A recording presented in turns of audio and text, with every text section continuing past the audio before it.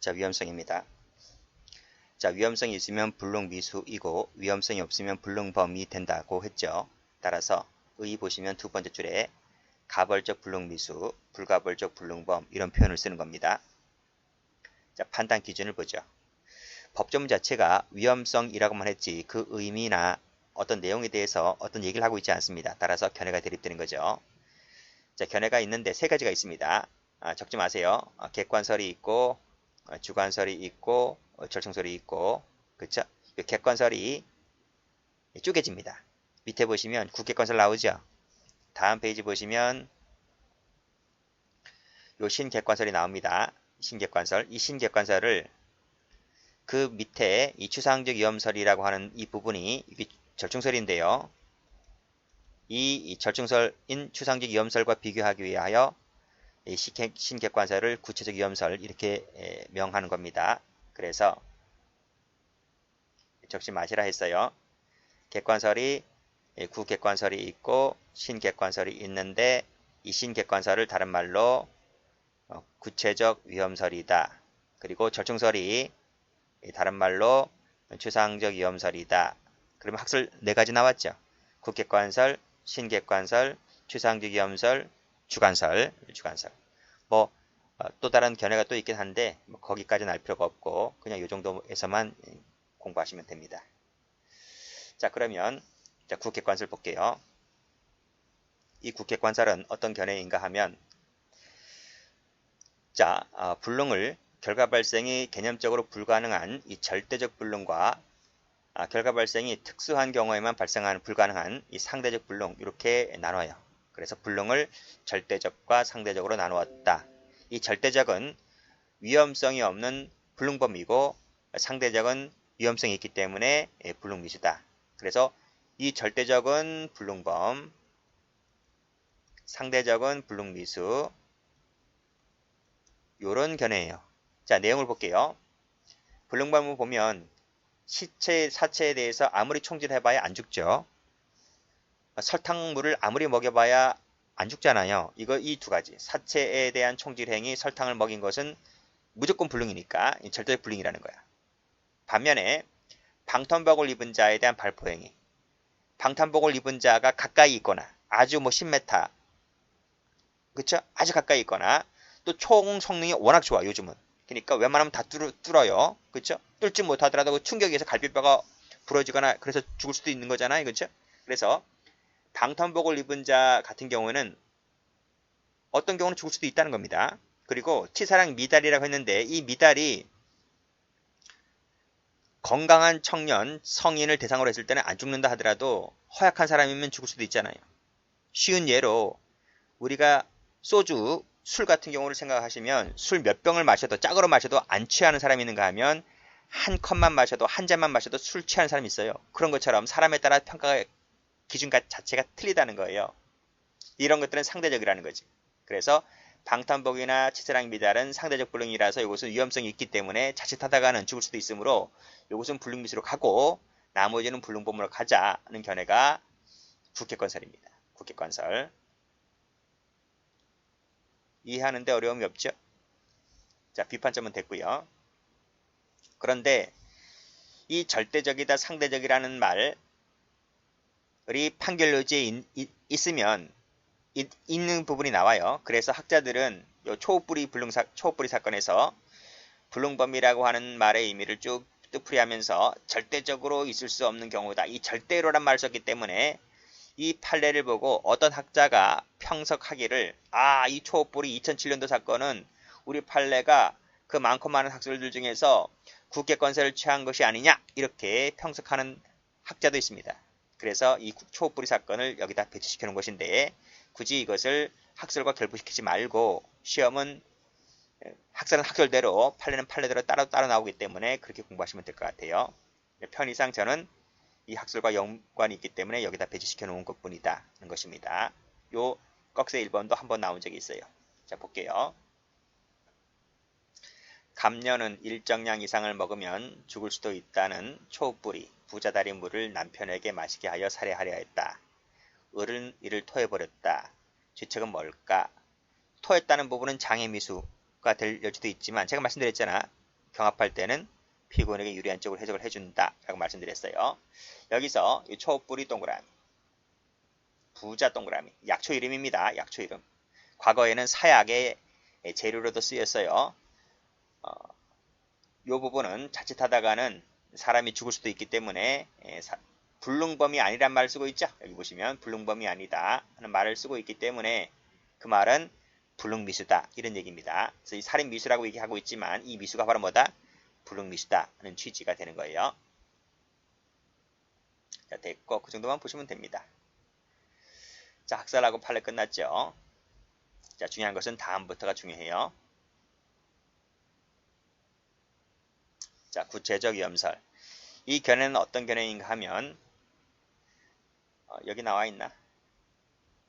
여기 나와 있어요. 다음 페이지 보시면 여기 도표 나오죠. 자, 지금부터 배우는 학설을 구체적 위험설, 추상적 위험설, 주관설 요 세 가지는요.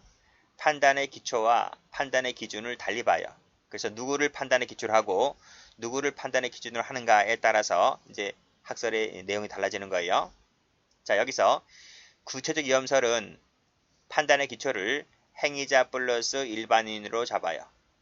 그리고 이거를 기초로 해서 누가 판단해요? 누가 판단하는가 하면 일반인이 판단을 해요. 됐나요? 자, 다시 한번. 구체적 위험설은 판단의 기초를 행위자와 일반인 두 사람 모두에게 두고 이를 기초로 하여 일반인이 판단한다. 그럼 이 견해는 어떤 비판점이 있을까? 이런 비판점이 있겠죠. 행위자하고 일반인을 판단의 기초로 잡는다 했는데 이 두 사람의 견해가 일치하면 뭐 상관없는데요. 일치하지 않을 때, 즉 둘의 견해가 다를 때 그때는 누구 입장을 기초로 삼느냐? 이게 비판점인 겁니다. 이 비판점이 어떤 견해에 관련된 비판점인지를 알아두셔야 돼요. 기출입니다. 가보시게 되면 여기 나와 있지? 보시면 자, 행위 당시에 행위자 동그라미, 행자 동그라미, 일자 동그라미 이거를 기초로 한다. 기초로 하고 이를 기초로 하여 일반적 경험 법칙에 따라서 그 말은 일반인 입장에서 판단하겠다 이런 말이야. 됐나요? 됐죠? 됐어요. 그래서 비판점 요 기출된 적이 있습니다. 자, 지금 기초를 행위자 플러스 일반인으로 삼고 있기 때문에 이 둘이 의견이 불일치할 때는 누구를 어느 사정이란 말은 누구야 누구를 판단의 기초로 잡을까? 이게 불명확하다. 이 비판점은 밑에 있는 추상적 위험설이 비판하는 거야. 그러면서 상대방을 까야 되잖아요. 까므로 인해서 내 견해가 더 낫다는 것을 입증을 해줘야 되는 거잖아요. 그렇죠? 그런 얘기입니다. 자, 이제 설명은 드렸죠? 자, 그 예를 봐두세요. 예. 옛날 같으면 이런 강의 안 했습니다. 옛날에는 웬만하면 다 판례만 나왔기 때문에. 근데 그 당시 땐 그랬어요. 근데 앞으로 이제 일반 경찰이든 다 이제 그 필수 과목이 되고 시험 제도가 개편되고 필수 과목이 되다 보니까 난이도는 자꾸 어려워집니다. 그래서 이런 이제 이론 이런 것들도 이제 대비를 해 두셔야 되고 지금 그렇게 출제가 되고 있습니다. 자, 여기 보죠. 불능범. 옛날에 사법시험에 다 나왔던 것들이에요. 그거를 이제 10년, 20년이 지나서 이제 공무원 시험에 출제가 되고 있는 겁니다. 불능범. 일반인이 사정거리 밖에 있음을 알 수 있는 자에 대한 발포행위. 이거는 누가 보더라도 행위자가 보거나 일반인이 보더라도 이 총알이 거기까지 안 가요. 자, 우리가 군대 나오신 분들 사격장 갔을 때 204로 하면서 이제 총 들고 눕잖아요. 그럼 총알을 빵 쏜다라고 했을 때 그 총알이 200m밖에 안 날아가요. 근데 저기 서 있는 사람이 2km 지점에 서 있다니까요. 2km 지점에 서 있는 사람을 총을 빵 쏜다고 총이 날아가요. 총이 200m밖에 안 날아간다니까요. 아무리 연발을 쏜다 하더라도 안 맞아요. 총알이 안 날아가니까.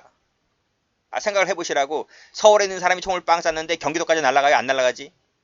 그 얘기입니다. 그러니까 사정거리 밖에 있는 사람을 아무리 총질을 해봐야 안 죽는다니까. 누가 본 행위자가 판단하든 일반인이 판단하든 기초로 하든 누구 입장에서 봤을 때 이것은 불능범 처리하자 이 뜻입니다.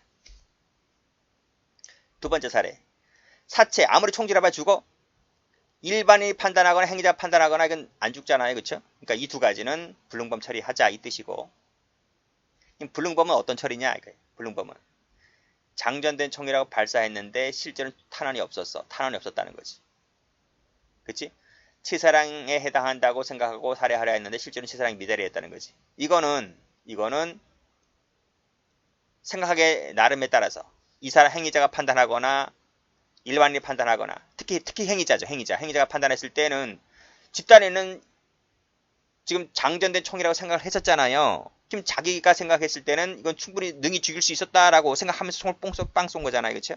그래서 이런 사례 같은 경우는 이거는 경우에 따라서는 죽을 수도 있겠구나 라고 해서 불능미수로 갑니다. 됐고, 근데 다수설은 아닙니다. 다수설이네요. 다수설 이렇게 돼 있는데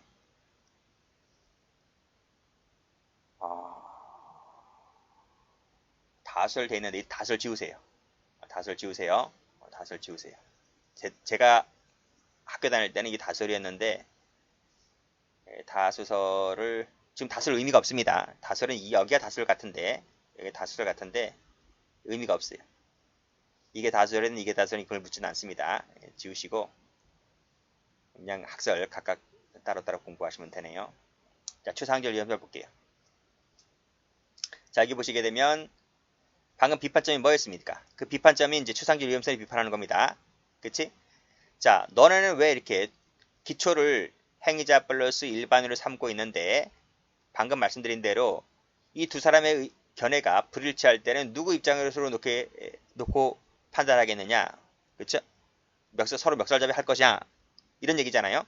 그래서 이 추상적 위험설이 주장하는 것은 그러면 싸움만 일어나기 때문에 우린 그렇게 판단하지 않겠다는 거예요. 그래서 판단의 기초를 행위자를 잡아요. 행위자를 삼고 그리고 그를 기초로 하여 판단을 누가 한다? 일반인이 판단한다 이런 말입니다. 그래서 그림을 보시면 이렇게 나오는 거죠. 그쵸? 추상적 위험설은 이 행위자 플러스 일반인 중에서 행위자의 기초만을 삼겠다. 이를 기초로 하여 일반인이 판단하겠다 이런 말입니다. 됐나요? 이것이 추상적 위험설입니다. 판례도 그렇게 보고 있는 거죠. 여기 보세요. 판례 두 개가 판례가지가 있는데 여기 보시면 위험성의 판단은 피고인이 행위 당시에 인식한 사정을 놓고서 이를 기초로 하여 그 말입니다. P 동그라미 치시고 일반인의 판단으로 했을 때 1 동그라미 치시고 자, 밑에 꺽쇠 1번도 마찬가지죠. 위험성의 여부는 P 동그라미 치시고 1 동그라미 치시고 이것이 바로 뭐다? 추상적 위험설적 입장이다. 이렇게 보시면 되네요. 최근 판례도 그렇게 보고 있습니다. 자, 77년도 판례는 78년도 판례는 옛날에 나온 것이고 19년도 판례는 최근에 나온 것이고 최근에 나왔어요. 자, 그러면 이 견해에 대한 비판은 뭘까? 판단 기초를 행위자로만 삼고 있기 때문에 행위자 오로지 한 사람으로만 삼고 있기 때문에 이 행위자가 경솔하게 잘못 판단한데 할 때는 문제 있지 않느냐라고 하는 견해인데 이건 누가 비판하겠습니까? 그렇지. 위에 있는 구치겸설이 비판하겠지. 서로 막 비판하는 거야. 됐나요? 자, 예를 봅니다. 설탕이나 유황분말에 살인력이 있는 줄 알고 실제로는 없잖아요. 그렇죠? 근데 이 행위자가 그렇게 생각하는 거예요. 살인력이 있는 줄 알고 설탕물을 먹여서 살해하려 하였다. 행위자는 그렇게 해서 설탕물을 먹였지만 그건 아무리 일반인이 판단했을 때 야 이거 먹고 죽냐 이거지. 일반인이 봤을 때 일반은 그렇게 판단하지 않잖아요. 그래서 이것은 불능범인 거야. 누가 판단하니까? 이건 일반인이 판단해 봤을 때. 두 번째, 설탕이나 유황분말을 독약으로 알고 먹였다. 알고 먹였다. 근데 첫 번째 사례는 살인력이 있는 줄 알고 했잖아요. 근데 살인력이 없는 거라니까. 근데 이 두 번째 사례는 독약으로 알았다는 거지. 살인력이 있다고 본 것이 아니라 독약으로 잘못 알았다는 거지. 이거는 일반인을 판단했을 때 그렇게 판단했다면 이건 사람이 죽을 수도 있겠네? 라고 보겠죠. 그래서 이건 불능미수로 가는 거야. 그래서 설탕이나 유황분말을 놓고 이걸 어떻게 생각했느냐에 따라서 불응범이 되기도 하고 불응미수가 되기도 합니다. 이 두 가지 사례를 좀 비교하시면 될 것 같아요. 특히 검찰직 하시는 분들. 자, 됐네요. 자, 그 밑에 판례 꺽쇠 요 2번 체크하시고 요 2번이 출제가 잘 되죠. 봅니다. 피고인이 피해자가 심신상실 한거불능 상태에 있다라고 인식했습니다. 인식했습니다. 그 말은 인식 자체를 범죄가 된다라고 인식한 거야. 근데 피해자가 실제로는 그러한 상태에 있지 않았다는 말은 실제로는 뭐다? 범죄가 아니었던 거지. 이 양자가 불일치하지? 이 뭐야 이게? 불능미수지 뭐야? 이해되시나요? 그래서 밑에 위험성이 있다면 준강간죄의 불능미수다라는 판례입니다. 됐나요?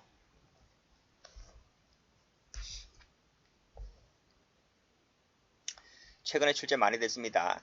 작년에도 승진에 나왔고 승진뿐만 아니고 다른 직시험 직렬에서도 계속 나왔어요. 자, 다음 주관설입니다. 자, 주관설은요. 여기 그림 보시면 주관설은 오로지 판단의 기초도 행위자 입장에서 삼고 이를 기초로 하여 판단자도 행위자인 거야. 그러니까 기초도 행위자, 판단자도 행위자이다 보니까 이 주관설은 불능미수를 부정하는 게 하나도 없는 거야. 무조건 판단 기초가 행위자고 판단자도 행위자이기 때문에. 그쵸? 그래서 보시면 올라가 보시면 주관적으로 봤을 때 범죄 의사가 객관적으로 표현된 이상 결과 발생이 불가능한 경우는 절대 불능인 경우를 할지라도 이것은 무조건 불능미수가 된다는 거야. 다 불능미수라는 거야. 다 불능미수. 여기 위에 사례 나와 있지? 여기 구체기염설이 만들어 놓은 이 사례들, 추상기염설이 만들어 놓은 이 많은 사례들 전부 다 주관설로 가면 다 불능미수인 거야. 그런데 주관설이 유일하게 불능미수를 부인하는 것이 딱 하나가 있습니다. 그게 뭔가 하면 그게 미신범이야. 미신범. 이 미신범만큼은 주관설에서도 이건 아니다. 이거는 아니다. 이거는 불능미수가 아니고 이거는 불능범이다. 요 하나만 빼고 다른 모든 사례는 다 뭐다? 다 불능미수인 거예요. 그래서 이 주관설은 원칙적으로 불능범의 개념 자체를 부인합니다. 됐나요? 그런 얘기입니다. 이 견해에 따랐을 때는 불능미수의 범위가 과도하게 넓어진다는 비판점이 있는 것이죠. 그렇게 보시고. 자, 그림을 보시면 자, 순서가 어떻게 됩니까? 구객관설, 구체적 위험설, 추상적 위험설, 주관설 이렇게 내려오죠. 이렇게 내려옵니다. 왜? 여기 보세요. 판단 기초 자체가 여기 보시면 구체기염설은 판단의 기초가 2명이잖아요. 2명이 된다는 말은 깐깐하다는 거야.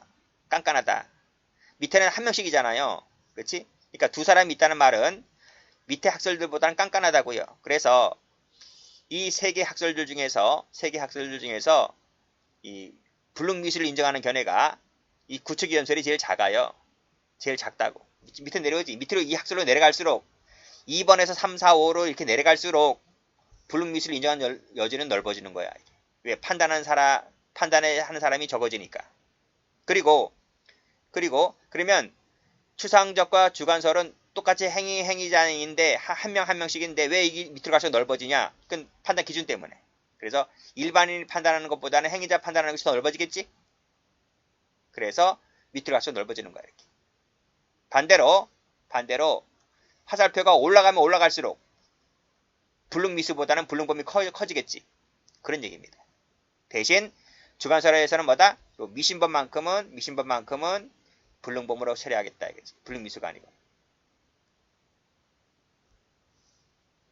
그런 얘기입니다. 그래서 밑에 각주 10번, 11번을 보시면 구객관설은 불능범을 가장 넓게 인정하고 주관설은 불능미수를 가장 넓게 인정한다. 이렇게 정리하시면 될 것 같고 기출문제 한번 풀어보세요.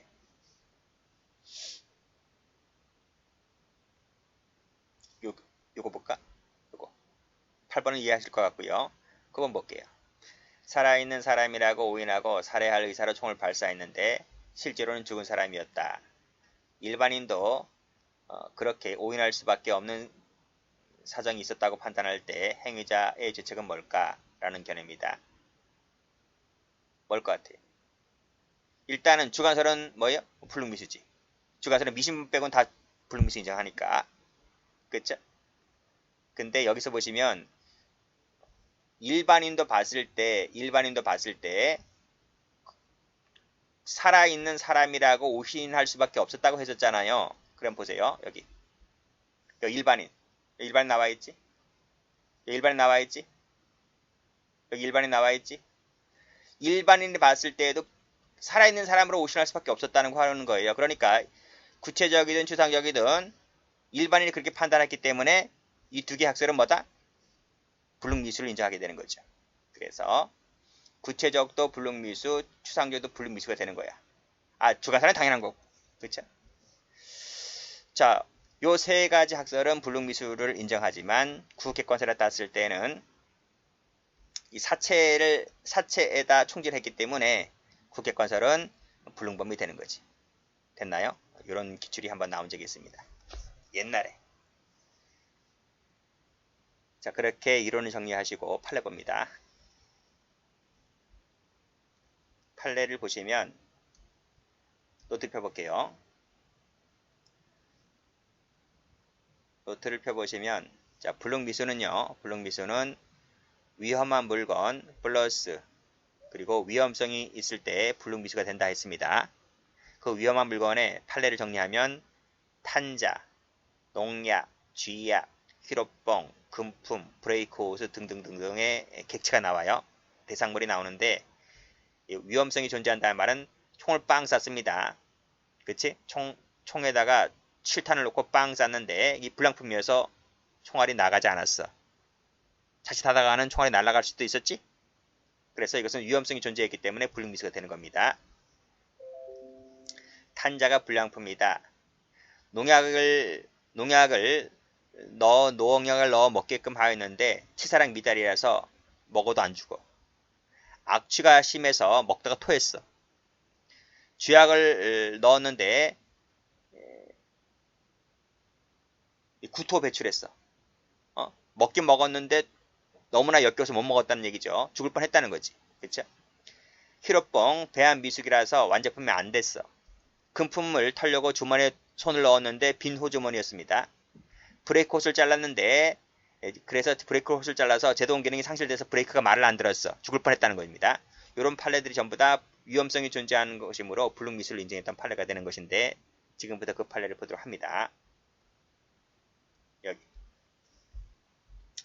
검은색 권총이죠. 쥐약이죠. 히로뽕이죠. 농약입니다. 여기 농약이죠. 금품 절차를 했죠.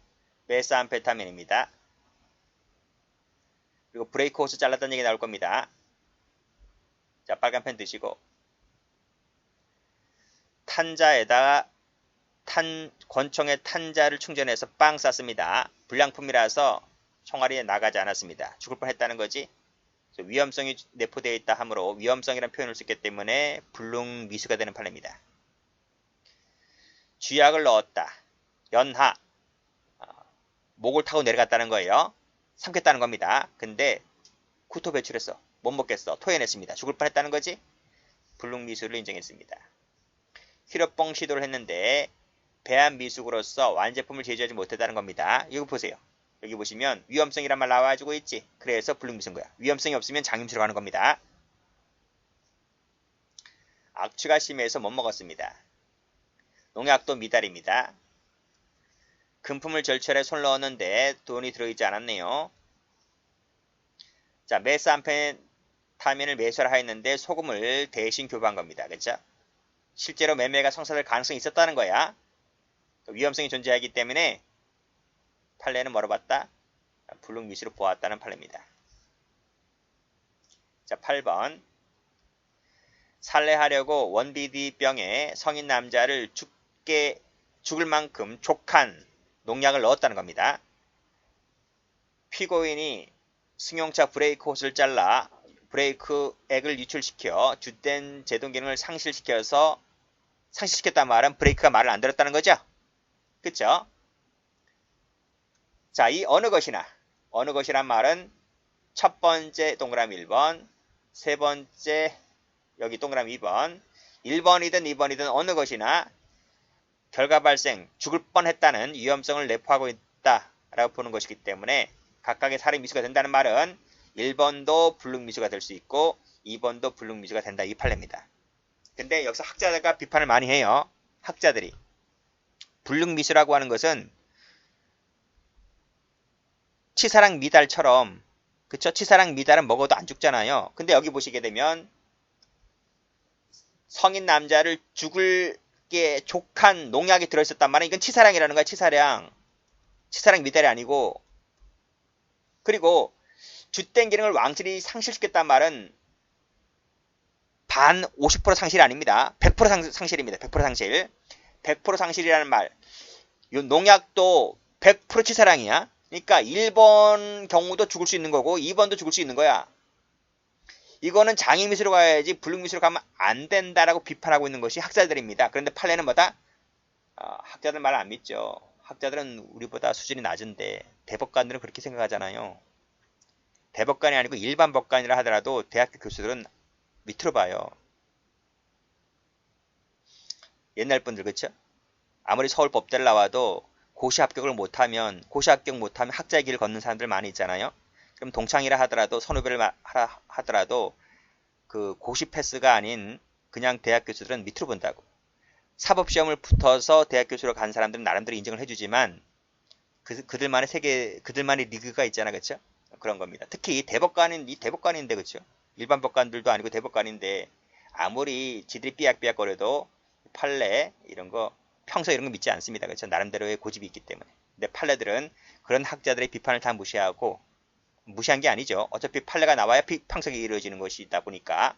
근데 여기서 보시면 위험성이란 말을 쓰고 있기 때문에 이 미수는 불능미수다, 이런 말입니다. 그러니까 평석은 그렇게 하더라는 겁니다.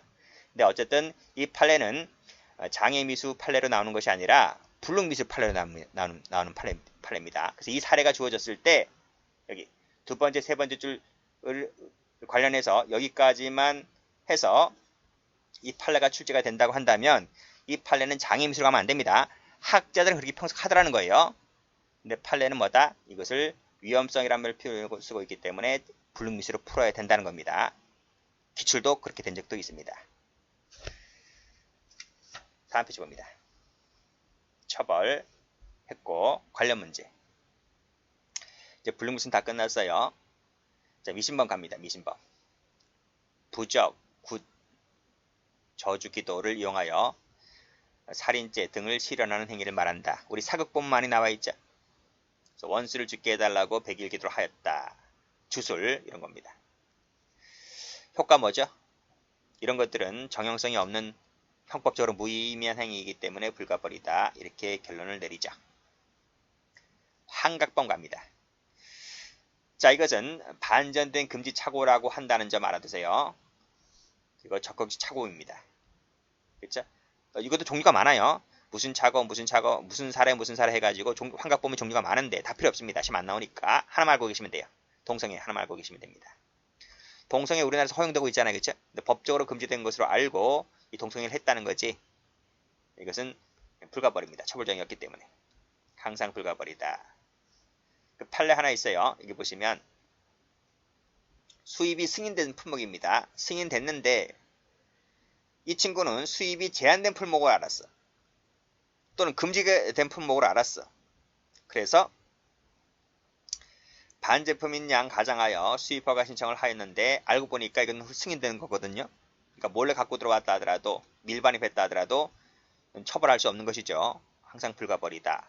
그래서 보시면 이를 사위 기타 부정한 행위로서 허가받은 경우에 해당된다고 볼 수가 없다. 그 말은 무역거래법 위반죄가 된다 안 된다. 무역거래법 위반 행위 자체에 애당초 구성요건 해당성이 없다는 거야. 이 말은 환각범으로 보았다. 판례인 거죠. 관련 판례가 하나밖에 없어요. 이 하나야만 정리하시면 될 것 같아요. 자, 밑에 각주 한번 읽어보시면 되겠습니다. 여기까지입니다.